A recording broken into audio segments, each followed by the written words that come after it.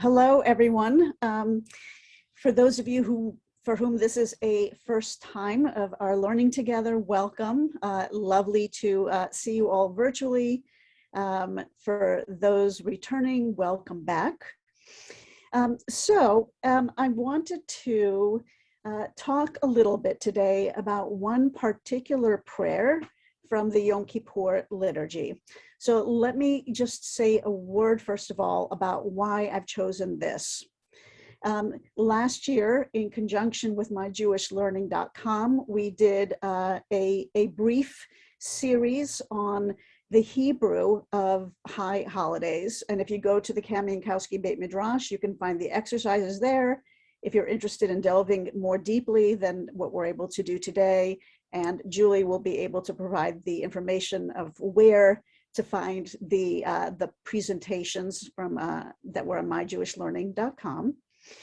So when people think about Yom Kippur and liturgy, they often think about certainly Kol Nidre, right? Kol Nidre is really kind of the big one on Erev Yom Kippur. And people also tend to think a lot about the vidui, the Ashamnu, right? When we go through the lists and knocking on our hearts or beating on our chests, depending on your interpretation. So today I want to focus on a prayer that is part of the Amidah, and it's called Shma Koleinu. Shma Koleinu, listen to our voice. And the reason I've chosen this one is it has a lot of great Hebrew grammar. If you become familiar with the words in this text, many of these are words that appear over and over again in our high holiday machzorim and in our regular prayer books through the year. Now, Shma Koleinu appears in the Amidah for everyday prayer.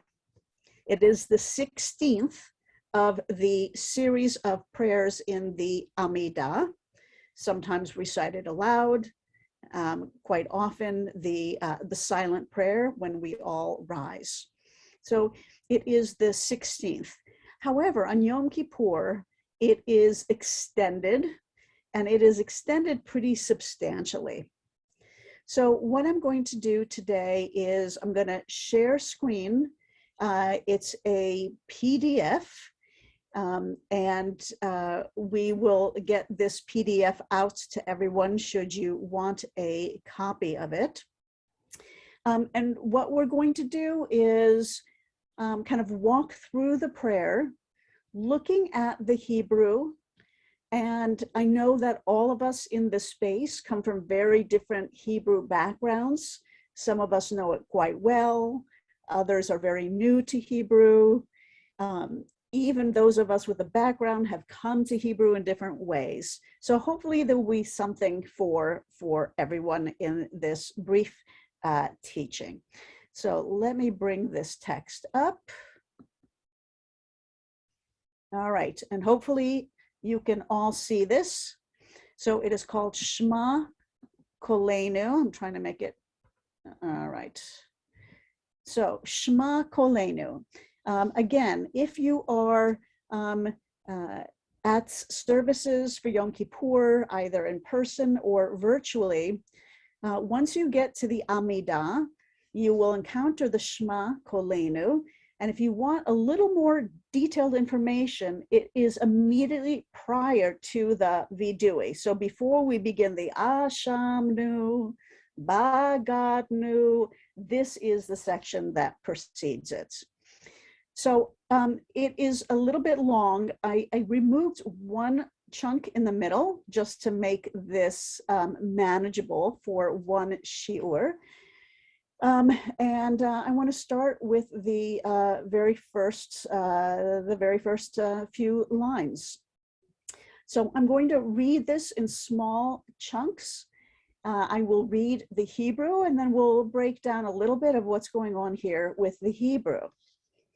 So the prayer begins, Shma Koleinu, Adonai Eloheinu, Chus Verachem Aleinu, v'kabel berachamim uveratzon et tefilatenu hashivenu Adonai elecha v'nashuva.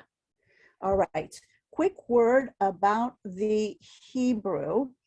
So if you look at the third word in, where we have the yud yud, for those who are not familiar with this yud yud is an abbreviation for the divine name. So depending on the Siddur or the text that you're using, whenever you see yud yud, that stands in for what is traditionally recited as Adonai, and it represents Yud He Vav He. Also in this printing, it says here literally Elokeinu instead of Eloheinu.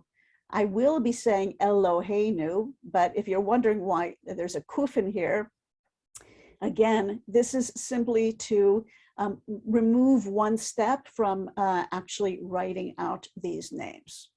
So now let's go to the Hebrew. The beginning, Shma Koleinu. So if you do not know the root shama or lishmoa, this verb, you may recognize it from one of the central prayers in our liturgy, and that is the Shema. Shma Yisrael, right? So Shema, from that context, you might hear like listen or hear. And what's interesting about this form, Shema, is it's a command form. It's an imperative. So this is not like a request. This is not, oh, will you hear, or God, we hope that you will hear our voice. It's really an imperative form. It's a command. Shema, listen. Now, in the well-known Shema Yisrael, the command is to Yisrael. Shema Yisrael, listen, O Israel. And then the message, Adonai is our God, Adonai is one. But here, the Shema, the address, is to God. We are demanding from God that God listen. And God should listen to what? To Koleinu. Now, I've underlined the instances of nu at the end of these words. They will continue all through the page, but I'm just underlining the occurrences in the first paragraph. When you see a nu attached to any noun, it's going to be our noun. So the word kol means voice or sound. So koleinu, when we add the nu, our voice. Now, another interesting thing to notice here, it does not say Shma kolotenu. It does not say listen to our voices. It's singular. Listen to our collective call, right? Listen to our collective voice. Because while we are all engaged in our own prayer practice, whatever that may look like, while we are all engaged in the process of teshuvah, doing kind of that internal check, right? That internal audit and making good what we need to make good. It's not just individual, but it's collective. And so we're speaking to God as one and calling out to God to hear our voice. So Adonai Eloheinu, Adonai our God. And now we are going to get a few more verbs that are all in the command form. So hus means kind of like spare, almost like I think spare is probably the best word. Verachem aleinu, and have compassion on us. I put a few notes here that may be useful to you. Rachem, resh chet mem, comes from the same Hebrew root, the same shoresh as rechem, as womb. So there's some kind of a linguistic connection between the womb and this kind of compassion, this loving kindness, right? Rachamim is the most common word for compassion. This will appear everywhere in our liturgy, does not matter the day, the holiday, the season. So verachem is the verbal form. So have compassion aleinu, al upon nu, us, upon us. And then our next command form, vikabel, and vikabel means receive. And you may be familiar with a different form of this root, Kabbalat Shabbat. So Kabbalat Shabbat is, right, as we move into Shabbat, kind of receiving, kind of coming into Shabbat. So, so receive with compassion and with your will, et tefillatenu. So tefillatenu is tefillah, prayer, enu, our prayer. All right, so this whole thing is beginning by really putting it out there very, very strongly, our expectation that as we make a commitment to our own self-internal checks, and as we do the work of self-improvement, that God is in partnership with us, and that God is then obligated to listen to that work that we are doing. Right, so much so that we get this very, very strong statement. And what we want is for God to hear our voice and to accept our prayer, accept what it is that we're working on, and accept the fact that we are reaching out to be better human beings, and that we're expecting God then to respond to that. All right, the final four words in this little section are Hashivenu Adonai Elecha V'nashuva. So the word Hashivenu and the word V'nashuva come from the same Hebrew root, which is shuv.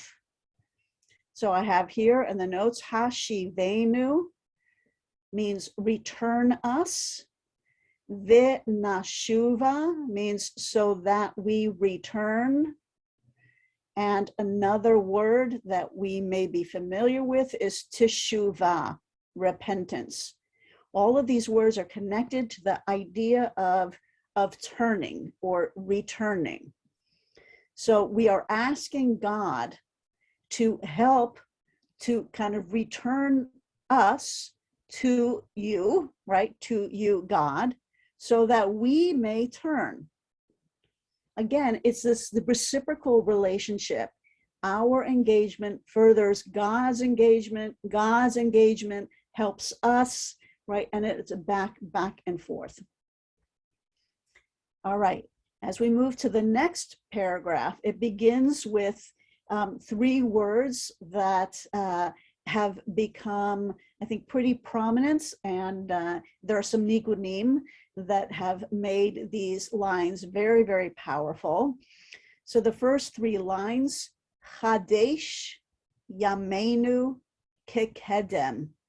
So Chadesh is, if anyone knows the word Chadash, Chadash is something that's new. If you have like a new thought, you go, oh, here's a Chiddush, right? With a Yiddish kind of inflection. Chiddush, right? It's like a new idea. So Chadesh is renew, and then Yameinu comes from the word day, Yom. And now we know what the new means, our days. Kekedem. Now, you will see that in most translations, you'll find something like renew our days as of old. That is accurate, that is fine. But I think it's also fun to notice that the word kedem refers to the east. It's also used as a directional. It's the east. Why? It's where the sun rises. It's where everything kind of begins. So renewing our days, kekedem, like as in the beginning, right? Like almost as from that first sunrise. All right. Chadesh, Chadesh, Yameinu kekedem. So some of you might know that nigun. And we're still in the command forms here. All right, now moving on. Amarenu ha'azina Adonai bina hagigenu. So for those of you who know some Hebrew, and you can see the note down here, Amarenu, we're going to have the word imre in just a little bit. These words are connected to the root amar. So you may know amar, like to say, right? Lemor, to say. So amarenu and imre are nouns, like the words. So ha'azinu is connected to the word ozen, our ear. Our ears are oznayim. One ear is an ozen. So we are asking God to hear our words, our utterances. Okay. And bina hagigenu, and to kind of like accept our meditations, our mutterings, our kind of ongoing statements, like okay, like davening. All right. And then we get yihiyu. Here's our first verb that's not a command. So yihiyu from haya. Yihiyu leratson imrei finu vehegyon libenu lefanecha Adonai tzurenu vego alenu. So yihiyu liratson imrei finu. So kind of may it be that the words of our mouth be acceptable. Again, for those of you who maybe have some modern Hebrew, liratson is connected to ratzah, like ani rotza, right? Or masculine, ani rotze, to want. So here is the hope that our words, and I really believe that here imrei finu is not just referring to those that are verbal, but even the words that we're kind of uttering within our hearts, and then vehegyon libenu, right? The thoughts, the kind of the imaginations of our heart, lifanecha, be before you. And why? Because God is our tzur. A tzur is a rock, more like a boulder. Vego alenu, and our Redeemer. Right? So part of the reason that we're depending on God at this moment is because God is, is like a rock, steadfast like a rock, and in relationship with us to redeem us. When we step forward, God will meet us. Okay, I'm going to move forward a little bit more, and then we'll pause, see if anyone has a question. I'm sorry. Okay, so our next section, you can see that for the next few lines, I have bolded the word al. So this is another good word to know. Some of you may know the word for no in Hebrew, which is lo, right?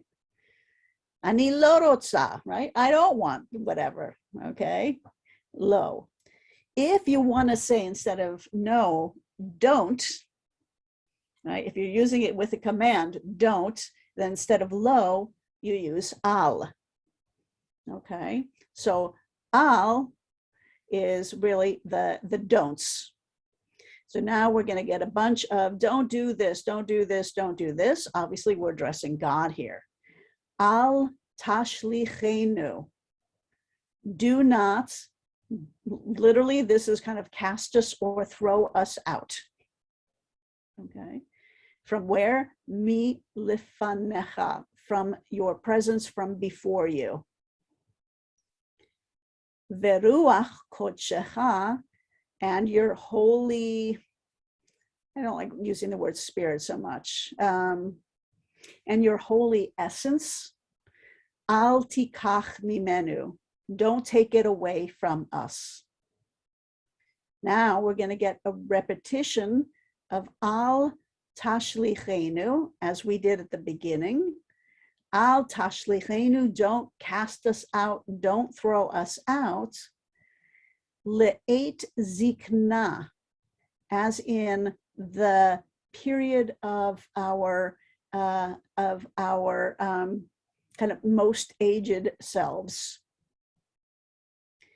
Kichlot, from kala, which means end, when our koach, kochenu, when our strength begins to fail, al ta'azvenu, do not abandon us. Then again, this idea of abandonment is repeated. Al ta'azvenu Adonai Eloheinu, right? Don't abandon us. Al tirchak mimenu, rachok, far. Do not be distanced from us. All right. So again, Shma Koleinu is beginning by saying, listen to what we have to say. Right? Listen to what we're saying. Listen to what's in our hearts. And the first thing we want you to hear is, please don't abandon us. Don't cast us off. Do not be distant, God. Okay. In other words, be here with us. Right? Imagine like you're in a relationship and you haven't been your best self, and you've done some very, very hurtful things in the relationship, and you're ready to really fix things, but really to do the hard work, right? And you say to your partner, your husband, your wife, right, I'm ready, right? Don't walk away yet. I'm ready to do the work.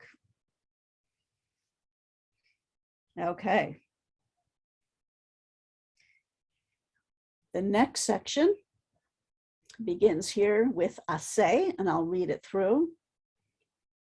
Aseh imanu ot letova v'yir'u son'enu v'yevoshu ki ata Adonai azartanu v'nichamtanu. Okay, so just ending here with nichamtanu.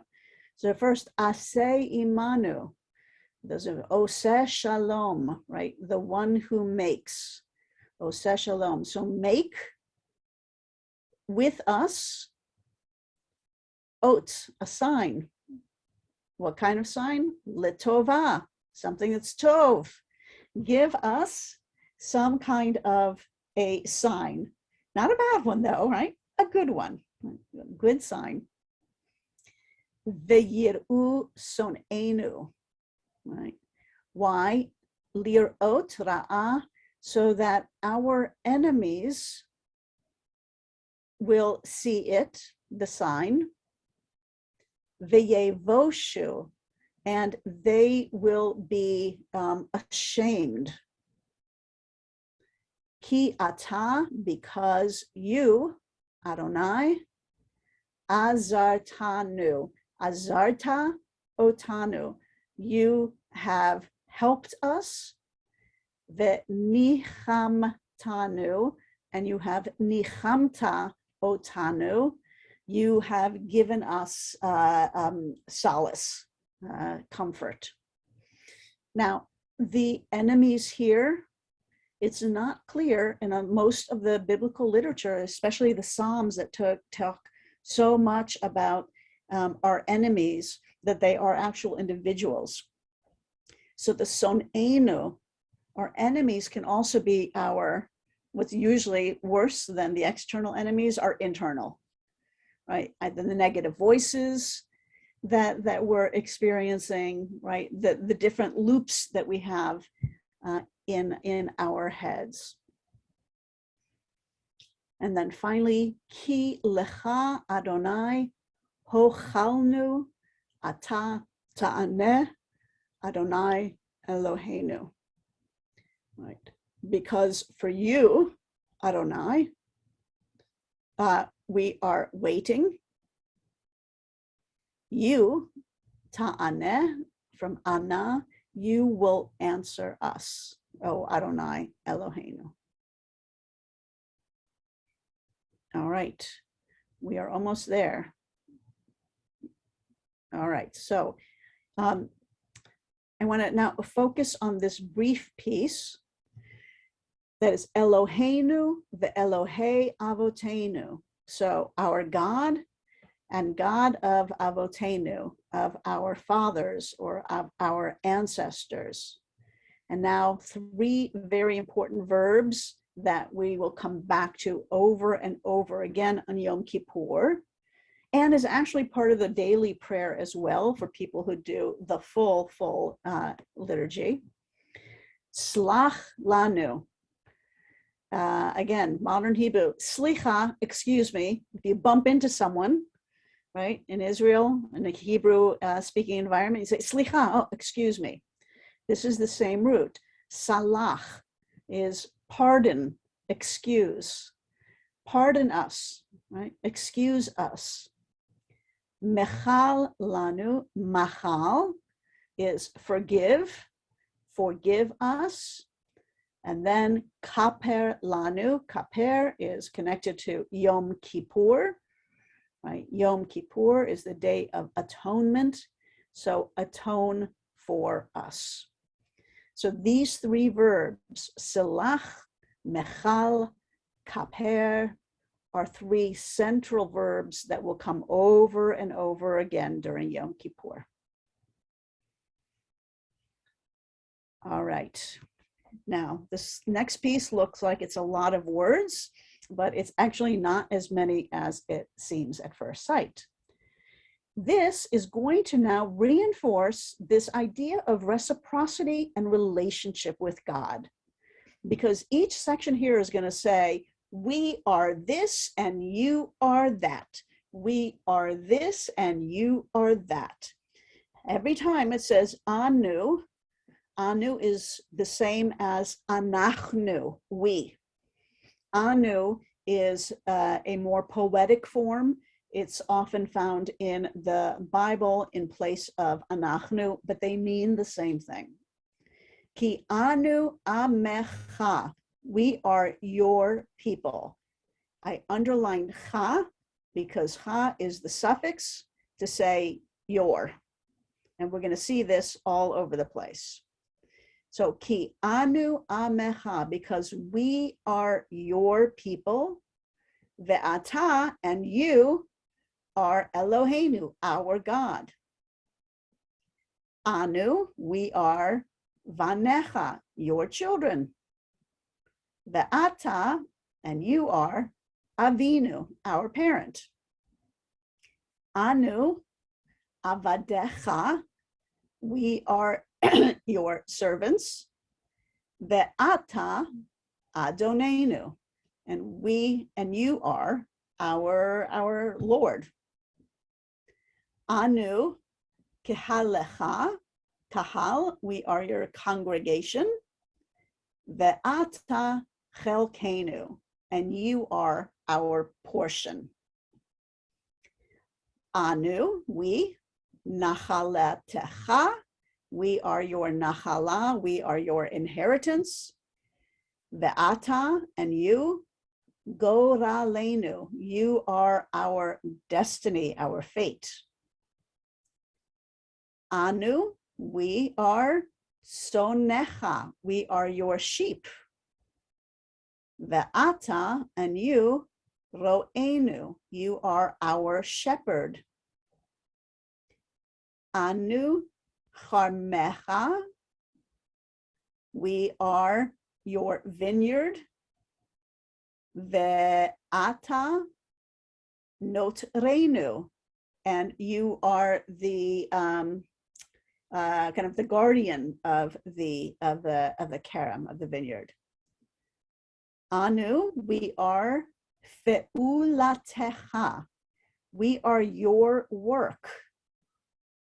Ve'ata yotzrenu, and you are our creator, you are our maker. Anu rayatecha, we are your beloveds. Ve'ata, and you are dodenu, our beloved. So it's beautiful. And to me, this is really, really beautiful. You know, in modern sensibilities, we may or may not agree with every single piece here, with all of the relationships. But this idea of this reciprocity is really central in the Shma Koleinu.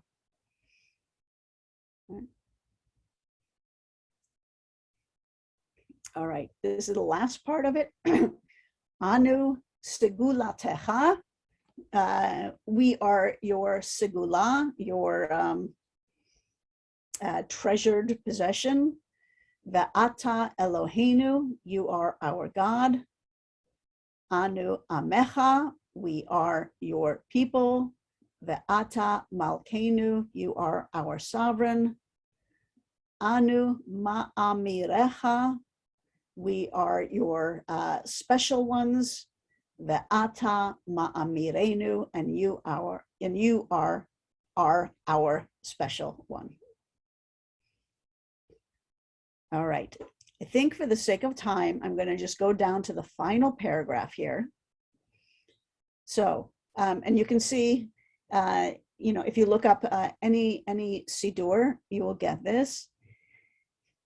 So it ends, and what will follow immediately after this is the Ashamnu, Bagadnu, but it ends with Eloheinu ve'Elohei Avotenu, right? So our God and God of our fathers.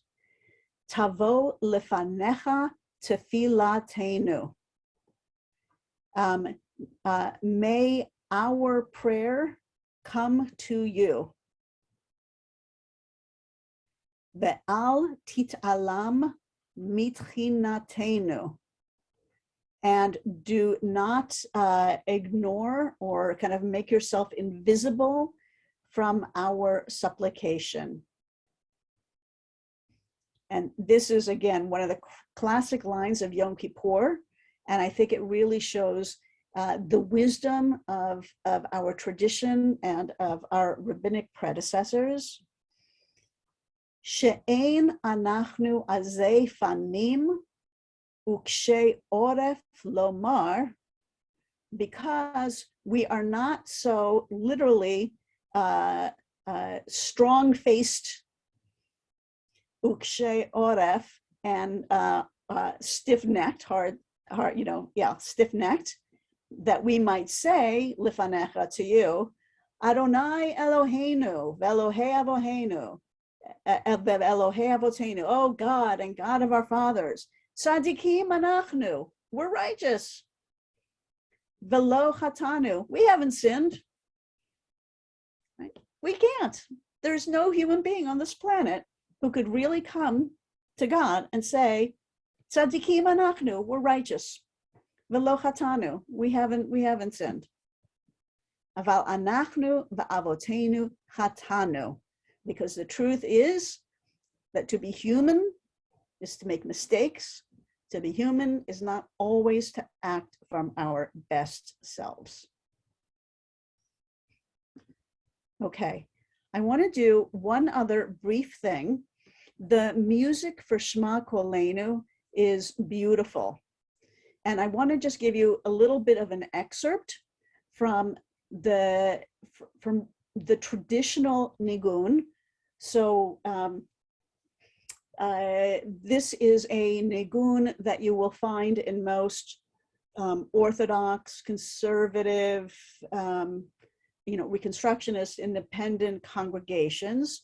And then another very short excerpt from Debbie Friedman's rendition, which has become very, very popular in Reform congregations. I'm not going to play the whole thing, but just enough to give you a little flavor of this, and hopefully you can hear this.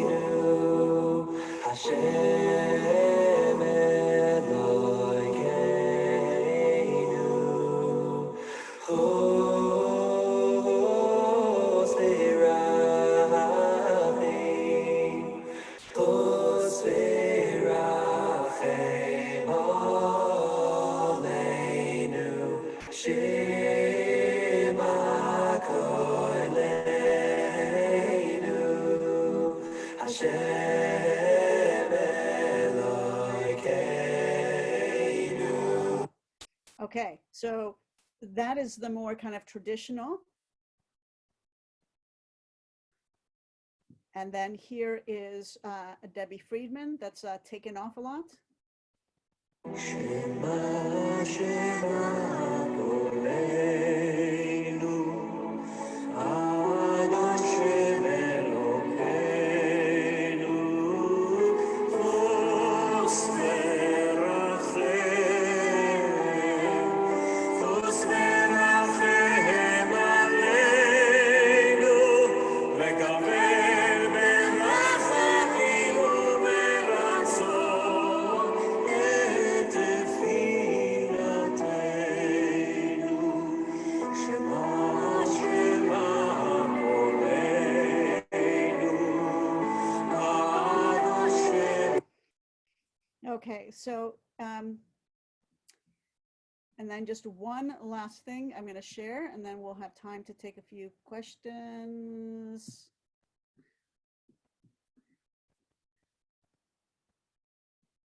If you are interested in doing more learning and getting more information about the high holidays, you can go, I think Julie put this, this up before, Kamionkowski Beit Midrash, and you can find different courses. If you're learning the alphabet, learn to read Hebrew.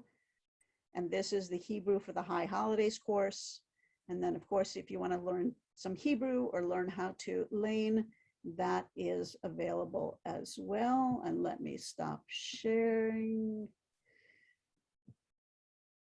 All right. Yes.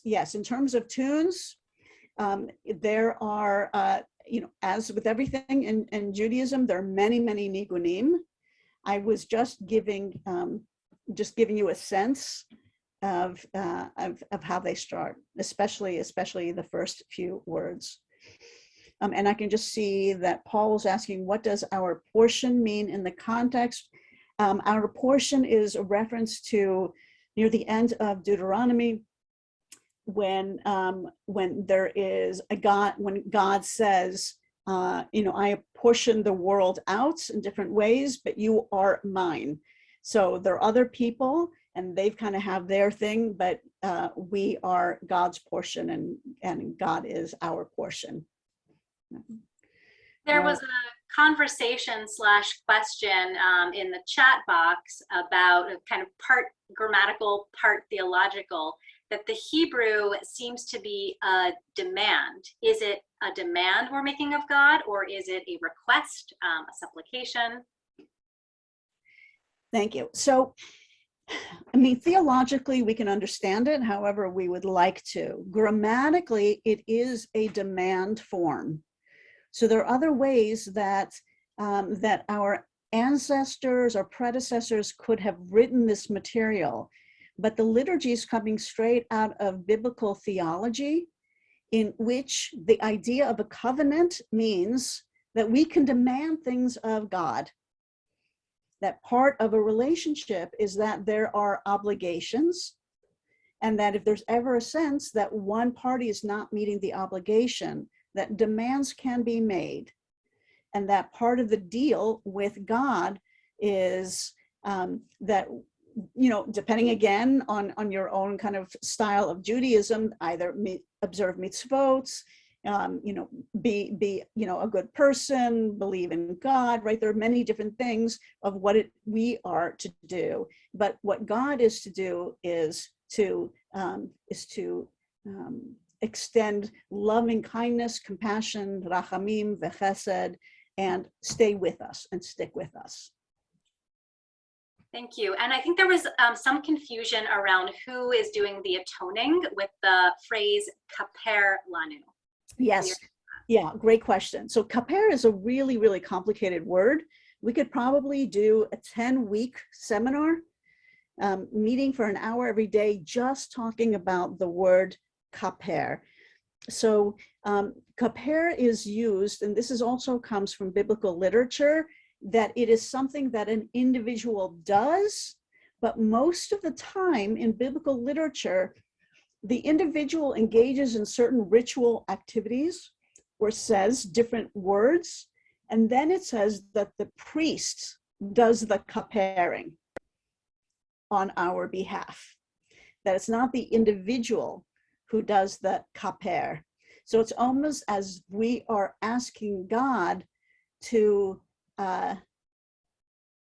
atone for us. It's almost as if the individual can only go so far, but that ultimately, you know, kind of clearing the slate is done by God, or in biblical literature by the Kohanim on God's behalf. Let's see. Can you please explain once more the difference between Eloheinu and Elokeinu? Yes, yes. So, so when we see the divine name, Yud He Vav He, unless you're a blank witness, generally Judaism doesn't try to pronounce Yud He Vav He and say the divine name, right? So instead, we might say Adonai, to keep one step removed from reciting the divine name. Then in some communities, even saying Adonai is too much, and so people will take one step back and say Hashem, the name. So the same thing happens, even though the word Elohim is God, not a divine name. In some communities, instead of saying Elohim when not actually engaged in prayer, in some communities, they'll take one step back and just say Elokim and save Elohim only for prayer. Al tashlichenu, is the root of this word shin lamed chet, or is this shin lamed chaf, and is that a different root?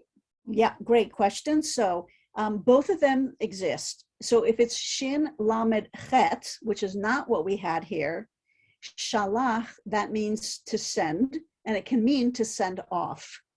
But it's only used in the kal binyan, in the basic binyan.